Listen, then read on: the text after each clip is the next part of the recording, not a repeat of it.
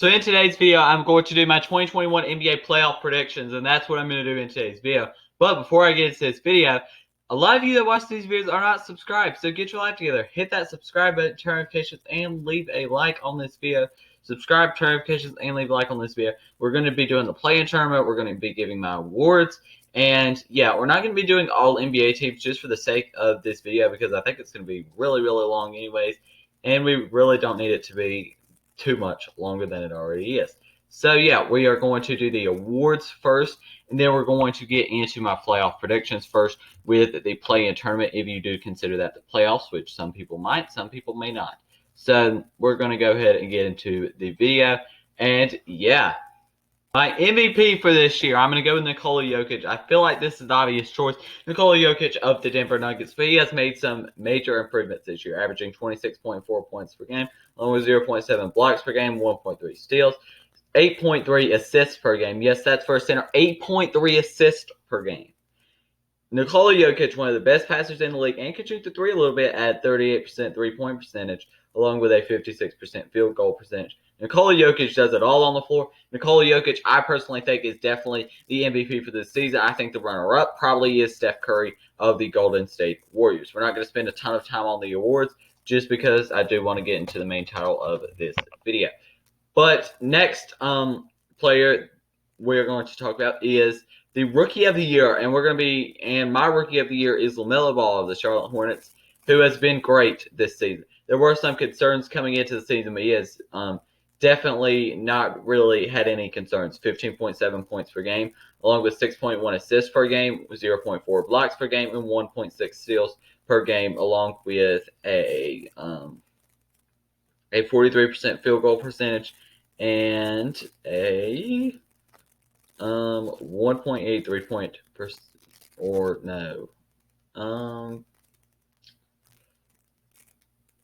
defensive rebounding, he's got 4.7, and offensive rebounding, 1.2 rebounds per game. Next, the most improved player, I feel like this should be unanimous, and that's going to be Julius Randle of the New York Knicks. Julius Randle has been great this season. One of the biggest surprises of the season, and he's the main reason why the New York Knicks are so good this season. And we don't know exactly what they're going to do in the playoffs. Obviously, you're going to have to wait and see my playoff predictions. But yeah, so far he 24.1 points per game this year, along with 0.3 blocks per game, and along with 0.9 steals per game and 6 assists per game, along with 10 rebounds per game, which is great as well. And he's been really, really good this year. Julius Randle has to be the unanimous most improved player. Defensive player of the year. I feel like this is between two players here. Rudy Gobert, it kind of seems to be the guy who gets the award an awful lot. But I think it's got to be Ben Simmons here. He's the most versatile defender in the NBA, and I think that he definitely probably deserves to get this award. Not saying that Rudy Gobert is not deserving, but I still think that Ben Simmons is just the defensive player of the year this year. Yes, he's only averaging 14.3 points per game, but he does a ton on the defensive end, and he's a playmaker offensively. And yeah, the coach of the year, I think this has to go to Tom Thibodeau. Tom Thibodeau gets a team that, let's go ahead and look here. But this team has been a team that's been bad. Like, they were bad last year. One second. Tom Thibodeau has made such a big difference for this next team. David Fizdale was their coach last year, went 4-18 with him, and then Miller was their coach, and they went 17-27 with him. But we've seen, but for the Knicks, like, this was not an expected jump. Like, it's not a jump that we were expecting. 21-45 last season, 17-65 in 2018 through 2019. And 41-31 in 2020 to 2021. RJ Barrett and Julius Randle have made a lot of steps in the right direction this year, and that is the main reason for the success for the New York Knicks. The sixth man of the year, I think Derrick Rose definitely. If he hadn't been out with, I think he had COVID, but if he wasn't out for a couple weeks, then I think he definitely would be maybe the sixth man of the year, averaging 14.7 points per game, along with 4 assists per game, 47% field goal percentage, along with a 38% 3-point percentage, and then 86% from the free throw line. But yeah, he was traded from Detroit to New York in a trade that I think it sent Dennis Smith and maybe like a first or second round pick. But let's go ahead and get into the playoff predictions because that's what most of you are here for. And let's just go ahead and get into it right now. So we first got to go in the play-in tournament. And I'm going to try to explain this to the best of my abilities. So, for example, we've got the 7th, 8th seed. We're going to go for the Western Conference here. The Lakers lose the 7th seed. That means that to get the 7th seed game. Then the Warriors would get the 7th seed, and then they would play the 9th or 10th seed to remain in the playoffs as an 8th seed. So let's go ahead and get into it here. Now, the current Eastern Conference standings, at first is the 76ers, second Nets, third Bucks, fourth Knicks, fifth Hawks, sixth Heat, 7 Celtics, 8 Wizards, 9 Pacers, and 10 Hornets, along with the Western Conference, 1 Jazz, 2 Suns, 3 Nuggets, 4 Clippers, 5 Mavericks, 6 Trailblazers, 7 Lakers, 8 Warriors, 9 Grizzlies, and 10 Spurs. So let's go ahead and get into it here. The play-in tournament for the Eastern and Western Conference, I'm going to start off in the Eastern Conference with the number 7 Celtics versus the number 8 Wizards. The Wizards in their last 10 are 6-4 on a 2-game winning streak, 34-38 record on the season. Now, looking at the Wizards' schedule from previously, obviously, you've got the backcourt of Bradley Beal and Russell Westbrook. And Bradley Beal played terrible yesterday. There's no saying much about that. But when those players come off the floor, it is a major down. But they're still competing with some of the better teams in the Eastern Conference and some of the better teams in the league, like the Bucks. They only lost by 1 point. You look at the Mavericks, only lost by 1 point. They're playing in close games. That's the thing. They're playing in extremely close games. And the Wizards did start off the season slow, but 2 weeks of their season was COVID related, and they were out. I think that the Wizards win this. The Celtics are without Jaylen Brown, and I think that's the big deal here. They're 4-6 in the last 10 on a 1-game losing streak. The Celtics, I think that it's the big deal that Jaylen Brown's out because he's a player that could guard a player like a Bradley Beal, and yeah, so they've been losing. They lost a couple. They lost one to the Heat, one to the Cavaliers, another one to the Heat. So they have been losing a bit recently. But it really depends, I think, with this Celtics team, what they do get from Kemba Walker in the playoffs. Because he's the main player here that I really think could possibly change things. The 9 Pacers versus the 10 Hornets. This may be a little biased here, but the Hornets have lost 5 straight, 3-7 in the last 10, 33-39. Record right now, the Hornets, they haven't played very good recently, which as a Hornets fan is not really good.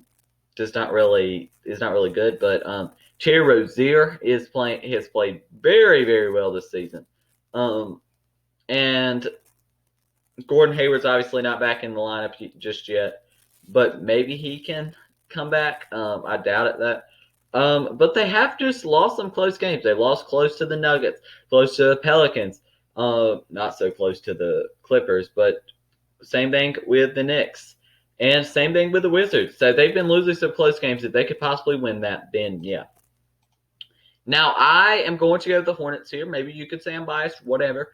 But I'm going to go with them. So the number 7 seed is the Wizards, and it's going to be the Celtics versus Hornets, who were supposed to originally be the 7th and 8th seed, and I'm going to go with the Hornets in that matchup. Moving on to the Western Conference play-in, where you've got the number 7 Lakers and the number 8 Warriors. You're going to have LeBron versus Steph Curry. That should be a good matchup. Definitely should be a good matchup there. And number 9 Grizzlies versus number 10 Spurs. I think it's fairly obvious who's going to win Grizzlies Spurs. I think it's the Grizzlies, obviously. They're 4 games above 500 compared to the Spurs, who are just 6 games below 500 and are 2-8 in their last 10 on a 4-game losing streak. Not great there. But for the Spurs, I think they should just try with their lottery luck here. I mean, you can just ask the Pelicans, like they they managed to get Zion Williamson. Now, I think if they did get the first overall pick, I doubt that they do end up. I mean, I think that they probably would still find a way for Cade Cunningham. But if they got a top 5 pick, then that would be very interesting for this first team for the future. Probably not drafting a guard like a Jalen Suggs or a Cade Cunningham, just for the simple reason you've got all those young guards there with Lonnie Walker and DeJounte Murray and all those players. And DeMar DeRozan is definitely not in their future plans. But the Lakers versus the Warriors, that's going to probably be the best play-in game. The Lakers are 42-30, and the Warriors are 39-33. The Warriors have played really good in the last 10, 8-2 on a 6-game winning streak, but the Lakers are on a 5-game winning streak too, and 6-4 in the last 10. The Lakers are an interesting team here because you don't really know the health of this team. If LeBron and AD are not healthy, then the Lakers will be a play-in exit. It's simple. I think that Anthony Davis will be playing, and I think the same thing for LeBron James. I don't think that LeBron James is going to sit out a must-win game. I think that the Lakers do win this one, and the Warriors beat the Grizzlies in. So it pretty much just stays the same. Now, let's go ahead and get into the Eastern Conference playoff predictions. You've got the number 1 seed Sixers versus the Celtics. This is an interesting matchup here because I do think the Celtics maybe could win one or so. But still, I think that it's going to be the 76ers, 49-23. They've been on top of the Eastern Conference all year, 8-2 in the last 10 on a 2-game winning streak. And compared to the Celtics, who are 36-36, average disappointing season, 4-6 right now. The Celtics have had a disappointing season, and I'm not expecting a lot from Kemba Walker in the playoffs at all, considering the lack of experience from him so far. I'm going to take the Sixers. Nets, Wizards. I think this is going to be a very interesting series. The Nets' big three has not had a lot of time together on the floor with Kevin Durant, James Harden, and Kyrie Irving, obviously. But still, the Nets have been a very solid team. They're 6-4 in the last 10 on a 5-game winning streak. Good way to go in the playoffs, 48-24. Almost were the number 1 seed, but still, the Nets play the Wizards in the first round. I do think the Wizards could possibly steal a game or so from them, but here's the thing. The Wizards, I think, will be competitive. I don't think that the Wizards are going to go out too easily as maybe you would expect from a first-round game, and I think this is going to be a pretty good first-round game, but I still am going to take Brooklyn. 3 Bucks versus 6 Heat. This is going to be a super interesting matchup. The Bucks got beat by the Heat last year, and the Bucks are currently the 3 seed, 46-26 this year, 8-2 in the last 10 on a 1-game losing streak, compared to the Heat, who are 8-2 in the last 10 as well on a 1-game winning streak and 40-32. They've been rather disappointing this year, but they have had a lot of injuries. So that's been the main reason for the disappointments from the Heat this year. But the Heat just simply have more playoff experience than the Bucks do. The Bucks, Drew Holiday, he's not got a lot of playoff experience. New Orleans really was not making it to the playoffs that much. Not a lot of playoff experience there. You do have some from Chris Middleton and Giannis, but Giannis didn't perform well in the playoffs last year. And I'm going to go with the Heat here. I think it's going to be an upset here. I think this is probably going to be the only upset in the Eastern Conference. But I think that the Heat win. And the Bucks get bounced in the first round. 4 Knicks versus 5 Hawks. I think that the Knicks are a nightmare matchup for the Hawks. The Hawks are an offensive team, obviously, with a little bit of defense there. But I still think that it is definitely a nightmare of a matchup for the Hawks, considering the fact that as good as their defense is, and I definitely do not think they have really anybody besides like Clint Capella who could really guard a guy like a Julius Randle. I'm going to have the Knicks moving on. I think the Knicks do win a series. Moving on to the second round of the Eastern Conference, I've got the number 1 seed Sixers versus the number 4 seed Knicks. The Knicks have had a great season, a absolutely fantastic season for what they were expected. 7-3 in the last 10, 3-game winning streak, 41-31. They're gonna get bounced out here though. If I'm a Knicks fan, I am super excited, and you shouldn't even come into it as like you're gonna win an NBA Finals or anything, because that simply is not that realistic. Next is the number 2 seed Nets versus the number 6 seed Heat. This is an interesting matchup because I think this could be a really good matchup here because the Heat are great defensively with Jimmy Butler, Bam Adebayo. They have a lot of defense on their team, and I think this could be a bit of a nightmare scenario once again for the Nets, but I still think the Nets move on. And going on to the conference finals, Eastern Conference, I've got the number 1 Sixers versus the number 2 Nets. I know, how boring, but it's probably true in the way it goes. So, yeah. you've got the 1 seed versus the 2 seed here. The thing is, Ben Simmons is probably going to be on one of those players. He's the defensive player of the year, but the scary thing is with the Nets, if he's on Kevin Durant, for example, he can still kick it out to James Harden or Kyrie Irving and still can get them a lot of points, which is scary. That's what's so scary about this team for the Nets. Now, the Sixers do not have a ton of playoff experience, but the Sixers also have some other good defenders like Matisse Thybulle, who definitely, if he played just a little better offense, because, yes, he is very good, very, very good defensively, but he is so bad offensively. Just so bad offensively. And so I've got the Nets winning. I've got the Nets winning here. I think that the Nets do win, and they're going to go to the NBA Finals. Yes, they don't have a ton of time played together with their big three, but I still think that big three is super, super dangerous. Moving on to the Western Conference playoffs, we've got the number 1 seed Jazz versus the number 8 seed Warriors. The Warriors have had a pretty good season with Steph Curry pretty much dragging them to the playoffs, but the Jazz win this one. I think that's fairly simple. The number 2 seed Suns versus the number 7 seed Lakers. Now, this is going to be probably the best first-round matchup here, and I don't know what the Lakers' health consists of because I don't know if LeBron and AD is going to be healthy, but I can about guarantee you that they're going to be healthy. But I'm very, very confident in this Suns team right now. They had a great bubble going 8-0, and I'm very curious. And with the leadership of Chris Paul, I think that the Suns definitely could make an upset here, even though they are the higher seed. And I think that this is going to be a very, very good series. I think this one's a big question mark here. I'm not exactly sure. I think it's going to be the Lakers. I think I am going to go with the Lakers. I know it's a boring pick, but the Suns just have the unfortunate. They're just very unfortunate having to face the Suns in the first round. The number 3 Nuggets versus number 6 Blazers. The Nuggets have been great without Jamal Murray, and that is a big part and reason of Michael Porter Jr., who has been great. He might be most improved if he keeps this up for a whole season. So, yeah, I think that the Nuggets are going to win this one. I don't think that the Blazers get past the first round again.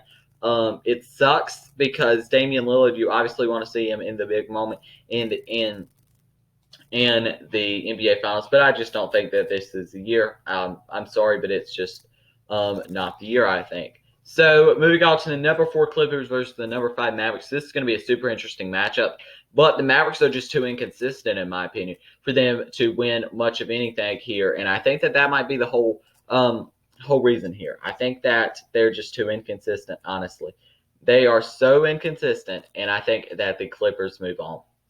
Second round Western Conference playoffs. We've got the number 1 Jazz versus the number 4 Clippers. I think that this is going to be a great matchup. Rudy Gobert, one of the defensive player of the year candidates, along with Donovan Mitchell, who will probably be guarded by Kawhi Leonard, you would assume. But yeah, this is going to be a super, super interesting matchup. I'm not exactly sure who wins here because the Jazz don't have a ton of playoff experience on that roster. But yeah, they choked a 3-1 lead last year, if I'm not mistaken. And yeah, I think I'm going to go with the Clippers winning this one. The number 1 seed does not make it too much farther. Number 7 Lakers versus the number 3 Nuggets. So this is super, super interesting here. I think this is super interesting because I think that Jokic is not the greatest matchup ever. Yes, Anthony Davis is great defensively, which kind of makes me think that it could be. It could be. So I think that this is a super good matchup here. The Nuggets obviously have Michael Porter Jr., who's very good, but they're lacking a lot at the point guard position. I don't know who they have defensively that's going to be able to guard LeBron. I think I'm going to go with the Lakers-Clippers Western Conference Finals, and everybody's up for that, right? We didn't get to see it last year, so why not this year? Lakers-Clippers, number 4 seed Clippers versus the number 7 Lakers. Here's the thing here. This is going to be a very, very interesting matchup. Now, let's go ahead and look at the Clippers versus Lakers this year. So, yeah, we're not looking at preseason. We are looking at in the season, and the Clippers took all three this year. But a lot of those, if I'm not mistaken, is when LeBron and AD were injured. Let me go and look at the box score real quick. But, yeah, I think that's going to be the case. Anthony Davis, I think, got injured in one of these games because he only played 9 minutes. So, yeah, and LeBron was injured in one of the games. One of the other games, yes, same thing. No AD, no LeBron. And then you look at the December 22nd game. This was a closer one, and LeBron and AD were playing. But LeBron only played 28 minutes in that game. So I think that this is a very interesting matchup here. The Lakers do have more experience in the playoffs. But playoff Rondo, I think, is a huge difference here. And yeah, I think I'm going to go with the Clippers. Why not the Clippers? Let's just go ahead and go with the Clippers. So we've got a Nets Clippers NBA Finals, and that's going to be a great matchup. The Clippers are clearly better defensively, but you've got the Nets offense with James Harden, Kevin Durant, and Kyrie Irving. And yeah, this is going to be very, very interesting. And winning the NBA Finals, I think I'm going to go with the Clippers. I think whoever comes out of the Western Conference is most likely the winner this year of the NBA Finals. Once again, I think the Clippers win the NBA Finals with playoff Rondo, Kawhi Leonard, Paul George. I think Paul George has to be better. Like, he can't be any worse. So, yeah, those are my official 2021 NBA playoff predictions. That's going to be the end of this video. If you enjoyed it, leave a like, subscribe, turn notifications, because like I said, a lot of you that watch these videos are not subscribed, so get your life together. Hit that subscribe button, turn notifications, and leave a like. Thank you for watching, and peace.